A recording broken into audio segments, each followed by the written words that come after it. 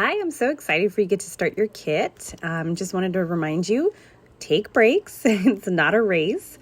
I'm going to go ahead and show you just some of the basic steps, and you're going to repeat that for each different color section.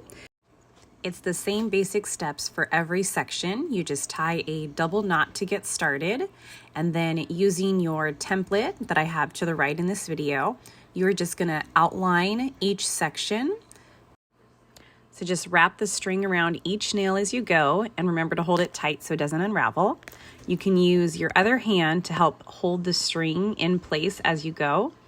And another fun tip is just use all the nails from the template, and that'll help get you placed in the right spot for each section. Just count the nails as you go, and that'll really be your cheat sheet. I like to outline each section as I go because then it gives me the guide.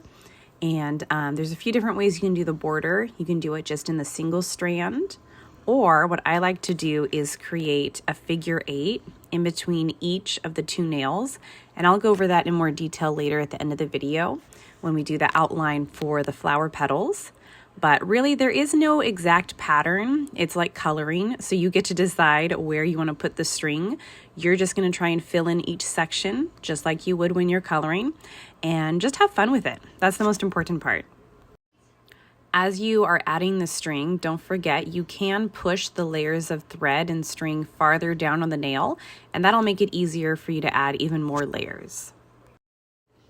For the very end, one thing that I like to do that gives it a more finished look is I like to outline each section at the end. See right here, we just wrap around just on the outside, all the way around each section. And then that sort of makes it just look more finished and fancy.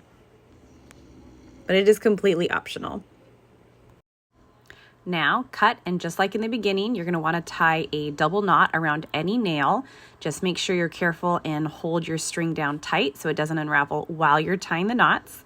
Then you can trim it about maybe, a quarter of an inch and use your scissors or fingers to tuck it into the design. And you're going to do the same things for all the other sections.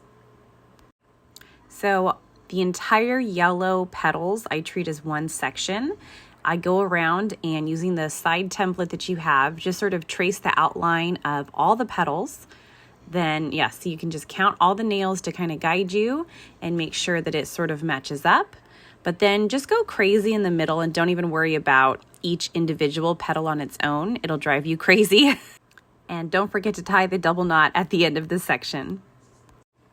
Next is a close-up on how to do the figure 8 for all the petals. So to do a figure 8, you're going to go on one side and then back up. So you've gone around, and you're going to go and make an X. So crisscross, and then bring it back this way. So you can do it just a whole X every time and move along, or you can choose to go and do one side all the way around and then go back and forth all the way. And so it'll be 4 times around, 4 times around, separating it. Or you can do figure 8, figure 8, figure 8, figure 8, whichever seems easier and happier for you. And that's it. Happy stringing.